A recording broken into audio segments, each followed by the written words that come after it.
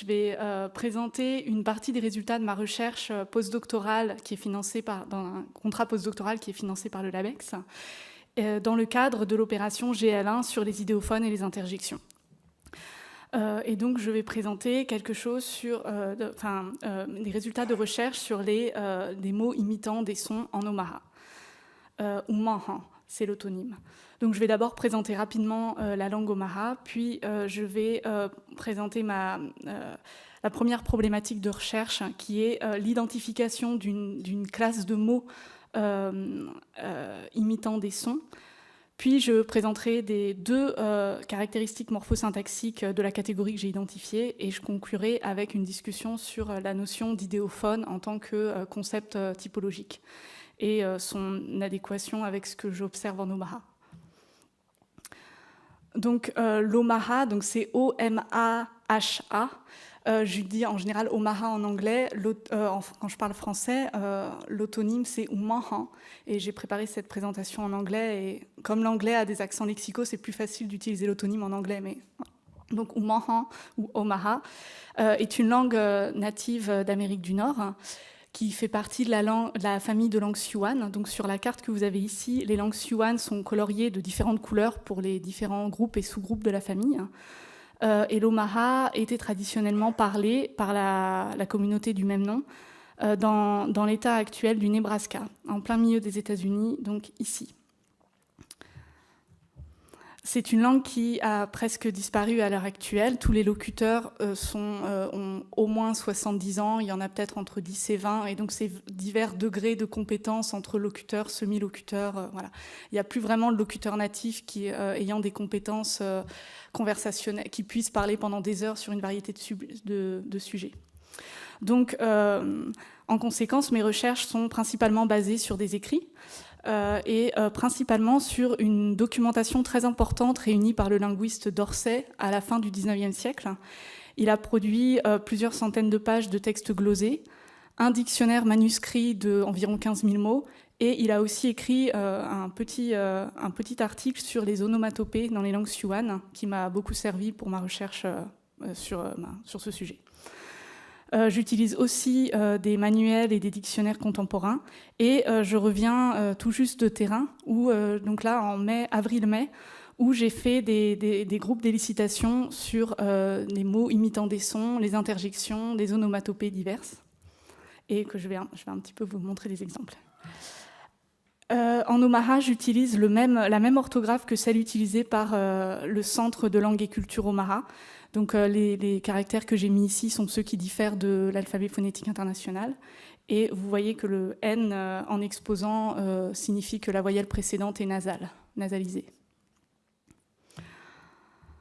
Donc pour comprendre cette présentation, j'explique les caractéristiques morphosyntaxiques suivantes. L'Omaha a une série de préfixes qu'on appelle des préfixes instrumentaux, qui sont une caractéristique aréale des langues de l'ouest du continent nord-américain. Et donc ce sont divers préfixes qui indiquent le mouvement, la partie du corps ou la force naturelle qui est impliquée dans le procès. Donc ce sont des préfixes verbaux. Donc, par exemple, le préfixe bas indique une action faite en poussant, et le préfixe non indique quelque chose qui est fait avec les pieds. Donc ça peut être par exemple marcher, danser, donner un coup de pied, etc. Ces préfixes se combinent très souvent avec des racines non autonomes, des racines liées, comme par exemple dhade, que Dorsey définit comme ripped open, torn open, donc ouvert, déchiré. Et enfin, les troisièmes personnes ne sont pas encodées sur le verbe, à l'exception de la troisième personne du pluriel objet animé. Donc c'est très très restreint et ce morphème n'est pas impliqué dans ma recherche ici. Donc il y a énormément de mots qui décrivent des sons en Omaha, en voici juste quelques-uns, et ils sont en fait très divers dans leurs caractéristiques morphosyntaxiques. Par exemple, l'avant-dernier, coup, est en fait une interjection, l'équivalent de pan en français ou de bang en anglais. Le dernier est un verbe, et il y a aussi les 4 premiers qui sont des racines diverses, parfois des racines liées. Et donc, ma première question de recherche par rapport à cette quantité de données est Bon, je vais le dire en anglais. Among the sound imitative words of Maha, is there a group that shares enough morphosyntactic properties to be labeled as a specific word class or sub-word class? Donc voilà, il faut quand même qu'il y ait une certaine cohérence pour que ce soit utile d'un point de vue descriptif de les décrire comme étant une classe de mots ou une sous-classe de mots, et pas seulement des mots hétéroclites appartenant à différentes parties du discours et qui sont des imitations, qui ont du phonosymbolisme, qui contiennent du phonosymbolisme. Et si la première question a oui comme réponse, dans ce cas, est-ce que cette catégorie qu'on identifie peut être considérée comme des idéophones d'un point de vue typologique pour une comparaison avec d'autres langues? Est-ce que c'est utile de les reconnaître comme des idéophones? Alors la réponse à la première question est oui. Alors là, j'arrive direct. Enfin, je vais vous expliquer comment j'en suis arrivée à ce résultat avec quelques exemples. J'ai identifié un groupe de 45 racines que j'appelle sound roots et qui ont certaines caractéristiques morphosyntaxiques récurrentes. Et donc, par exemple, 44 d'entre elles sont attestées au moins une fois avec un préfixe instrumental.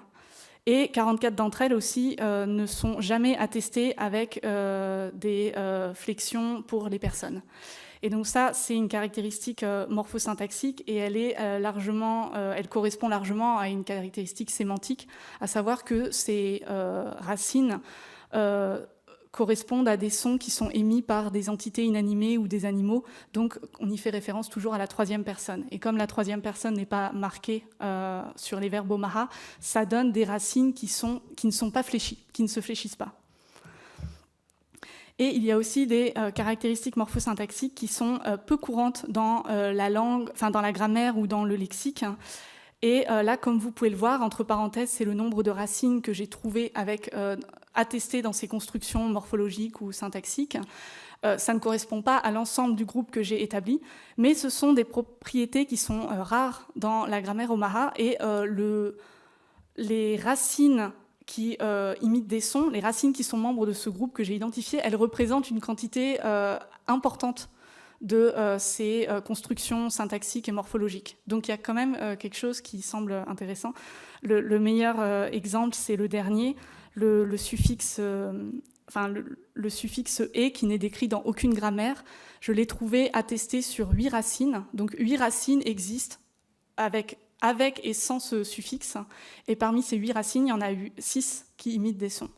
Donc ça semble quand même être quelque chose qui me... Voilà. Comme j'ai pas beaucoup de temps, je vais donner des exemples des 2 premières caractéristiques morphosyntaxiques.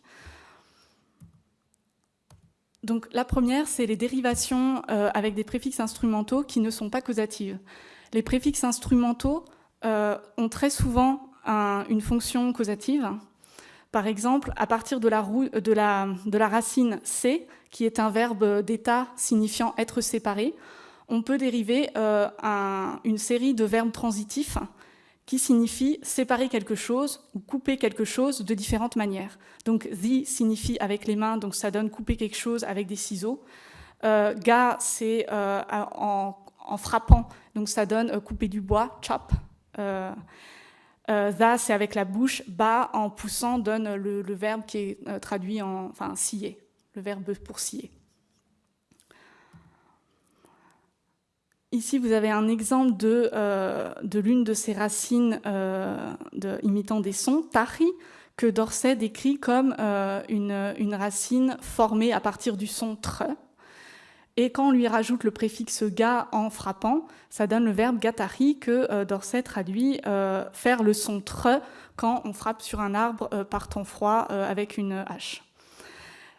Dans l'exemple 1, vous avez 2 verbes. Donc la traduction dit ici, ils coupent du bois et ils produisent le son tahi. Donc les 2 verbes de la phrase possèdent le préfixe ga.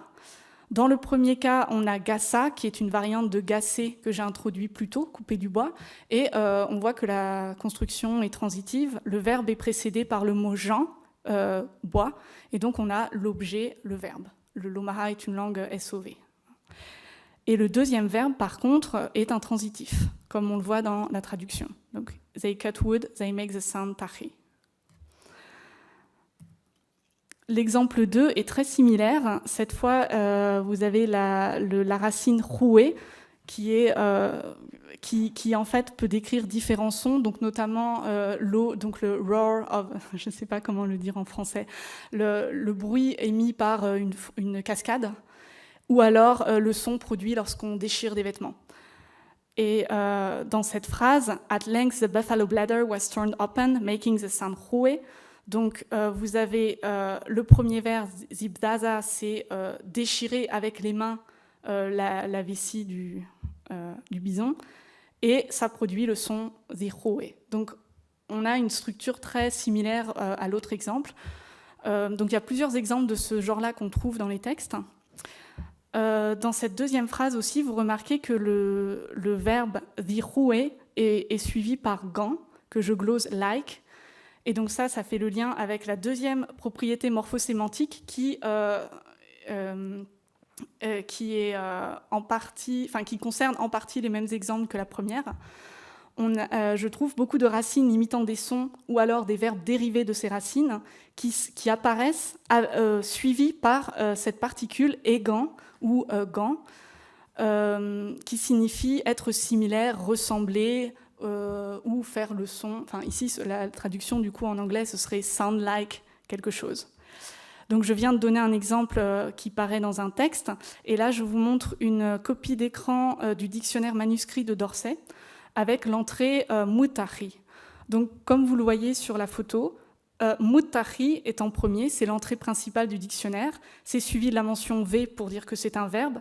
Après, il n'y a pas de définition et il y a directement une sous-entrée. Mutahi egan make the sound tahi by firing, etc. Et à la fin de l'entrée, vous avez muzatahi egan, c'est la forme conjuguée. Donc la forme conjuguée que Dorsey donne contient aussi cette particule egan. L'entrée de dictionnaire Gatashi est similaire. Cette fois, je l'ai recopiée. Donc on a l'entrée principale Gatashi, verbe. To hit a solid object as wood with the point of a pencil, making the noise gatashi. Donc là, c'est pareil en fait. Gatashi, c'est l'entrée principale du verbe, mais lorsqu'il donne un exemple et qu'il veut dire que ça fait un bruit comme gatashi, il rajoute égan. Donc voilà, c'est un ensemble de choses que j'ai remarquées en faisant l'étude et qui me laissent penser que ce égan est souvent nécessaire dans les constructions et très souvent appliqué. Et que bien que ces formes soient présentées comme des verbes, elles sont souvent insérées dans des constructions où elles ne sont jamais utilisées en tant que prédicat tout seul. Et enfin, il y a des fois des entrées principales de son dictionnaire qui contiennent la forme égan, comme joue d'égan with a weir of the wings. Alors, comme je le disais, je reviens récemment de terrain, et donc j'ai essayé d'éliciter tous les mots que j'arrivais à leur faire se souvenir, qui contiennent des racines imitant des sons, donc les racines elles-mêmes ou les mots dérivés. Comme je le disais, ce sont en fait la plupart des semi-locuteurs, et donc ils essayaient de se souvenir s'ils avaient oui ou non déjà entendu des mots, et moi je donnais beaucoup de listes de mots provenant de Dorsey, que j'avais vus donc dans des documents du 19e siècle, et que je n'ai vus dans aucun document moderne, pour essayer de savoir si ces mots sont toujours utilisés ou étaient toujours utilisés il y a 30 ou 40 ans quand la langue était encore un peu parlée. Et donc j'ai un enregistrement audio qui correspond à cet extrait. Je ne sais pas si ça va marcher. Ça ne marche pas. Ah. Please. Non.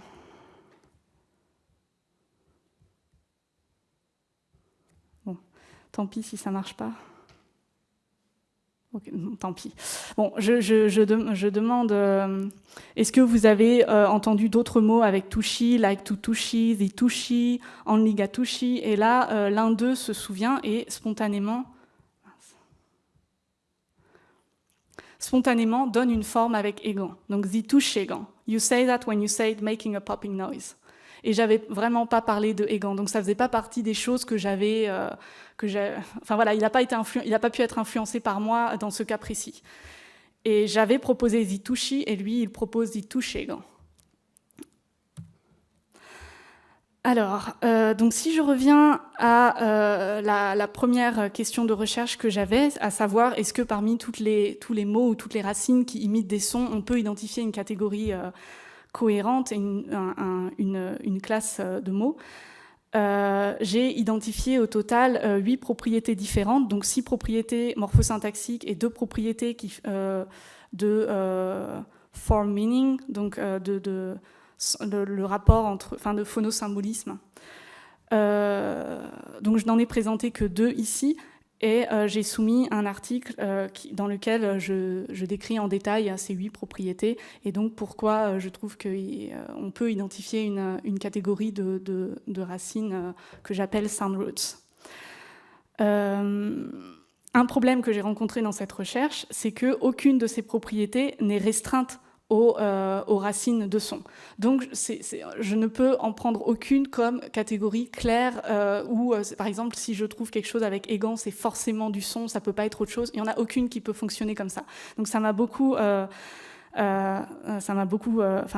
rendu difficile la recherche. Et c'est aussi lié à une propriété qu'on peut trouver dans les idéophones ou dans les mots en général qui ont un sens depictive. Alors, depictive, je ne sais pas s'il existe, je ne connais pas d'équivalent français. Non. The depictive force of a sound imitative word is not static. A synchronic analysis of a language with ideophones which show ongoing processes of ideophonization and de-ideophonization. Donc la figure que vous avez là est tirée d'un article de Mark Dingemans sur les idéophones en Siwu, où il montre qu'un même lexème, un même idéophone, peut être utilisé dans des constructions en étant lié, inséré, intégré dans la syntaxe de la phrase ou libre. Et la forme liée va plus relever de la description, tandis que la forme libre va plus être de la dépiction, voilà, et va avoir plus d'expressivité. Et donc, en fait, c'est ce qui explique que les classes de mots idéophoniques ou de manière générale les mots qui sont expressifs et qui sont souvent utilisés de manière très expressive et pas intégrés dans la syntaxe de la phrase, ces catégories de mots ne sont pas toujours faciles à déterminer. Les limites ne sont pas toujours claires parce qu'il y a des allées et des allées venues de ces mots qui peuvent être utilisés de manière plus ou moins intégrée dans la grammaire, dans la syntaxe d'une phrase. Donc la difficulté que je rencontre est aussi sans doute liée à ce dynamisme. Et voilà. Et ça m'amène du coup à la deuxième question aussi. Donc une fois qu'on a identifié une catégorie de racines, est-ce que cette catégorie peut être considérée comme étant des idéophones dans le sens que propose Dingemans? Donc la définition de Dingemans, c'est qu'un idéophone, c'est un membre d'une classe lexicale ouverte de mots marqués qui dépectent, qui pas décrivent mais agissent, et qui renvoie à l'imaginaire sensoriel. Et donc c'est une définition assez restrictive. Et donc si on prend sa définition de manière stricte, l'Omaha n'a pas d'idéophone. Et donc dans ce cas, il faut trouver une autre manière d'y faire référence. Et donc c'est ce que j'ai fait en proposant le terme sound roots. Une autre possibilité serait de considérer que la définition de Dingemans ne doit pas être considérée comme une définition stricte et classificatoire, mais plutôt comme une définition canonique. Et donc, dans ce cas, on pourrait dire que l'Omaha a des idéophones non canoniques, qui s'éloignent un petit peu du prototype. Ou alors, on peut tout simplement rejeter cette définition comme étant trop restrictive et dire que l'Omaha a des idéophones, et c'est juste que Dingemans doit revoir sa définition. Et donc, ça fait partie d'une discussion plus large sur la notion d'idéophone et donc comment définir une catégorie typologique utilisable et qu'est-ce qui est le plus qu'est-ce qui va être le plus efficace pour ensuite être utilisable par d'autres collègues en tant qu'outil typologique. Et donc, à ce propos, l'article que j'ai soumis, dont je vous ai parlé, va faire partie d'une édition spéciale de la revue Linguistic Typology at the Crossroads, Donc l'édition spéciale s'appelle Ideophones, Historiography and Usefulness as a Descriptive and Typological Concept. Il est coédité par Emela Ossois, Yvonne Trace et moi-même. Et donc on est tous membres du GL1. Et la plupart des contributeurs aussi sont membres du LABEX. Et donc on va avoir dans cette édition spéciale des contributions qui décrivent les idéophones ou alors des mots qui se rapprochent de la catégorie d'idéophones dans des langues très diverses et des discussions sur justement cette catégorie et comment le concept typologique est applicable et utile pour la description de ces langues en particulier. Voilà, je vous remercie de votre attention.